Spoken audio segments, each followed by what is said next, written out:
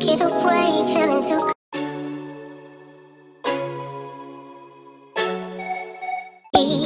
here in this room. All right, so let's get started. This is a few extra steps, but it really does make this the best slow cooker tomato soup ever. So first things first, let's melt some butter in here, and then we're going to just chop up some red onions and saute them down. Let's add a little bit of kosher salt and pepper to the mixture. It seems to work on you. Yeah. So while we have our onions sauteing over there, let's go ahead and dump our ingredients into this crock pot. So you're going to need 2 cans of stewed tomatoes. You are going to need this basil paste, stir-in paste. I also used garlic paste, and then you're going to use a large can of crushed tomatoes, a little small can of tomato paste.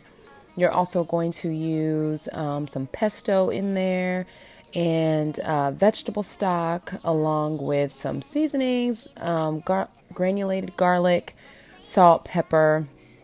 We're also going to use a little bit of sugar. Sugar really does help cut some of that acid from the tomatoes, and it really just gives it a good flavor. We'll also add in some heavy cream towards the end as well, and that just really makes our soup even better, makes it super creamy. And as you can see, I do a lot of my cooking just by tasting and eyeballing. I don't do a whole lot of measuring. Not when I'm cooking. With baking, of course I do, but not really with cooking. But I would say I probably used about 2 tablespoons or so of pesto, and probably about 2 tablespoons of white sugar as well.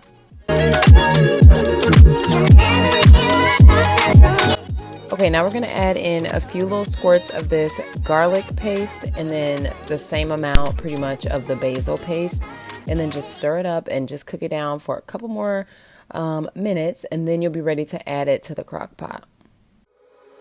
We're in trances, going off to different places, different planets. Watch your aura pass me by, losing balance. What if we run out of time and second chances? Empty-handed. You like the fast life, you like to drive and get down dirty. All right, so now you can add that yummy mix to the crock pot. And then I usually cook almost everything on high. I rarely cook anything on low, and I don't know if that's just my impatience or what, but I cook this on high for 4 hours. I've been hopeful, baby. I was hoping maybe that you cross my path. I've been sinking lately. So if you have an immersion blender, you can skip this step. You don't have to remove it and put it in a blender, but I don't have one right now. And I keep saying I'm going to get one, so this just reminded me that I need to buy one. But anyway, so I removed maybe about half or so of the soup, and I put it inside of my blender so I could crush it up. There's just still like some of those really big chunks of tomato in there, which I do like my soup thicker, but not like huge pieces of tomatoes. So that's what I did. I did add some heavy whipping cream to this mixture, and then we're going to go ahead and blend it up.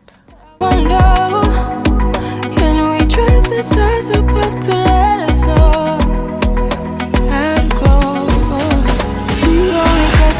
Once you're done with the blending, then go ahead and add it back into the crock pot. I forgot to say I did put this on 30 minutes just so the heavy cream can kind of blend in well with it. And then once you do that, add more heavy cream. I just ended up adding the rest of that container.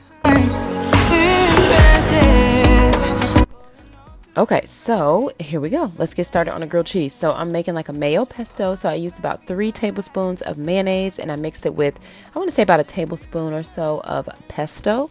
Mix it on up. Would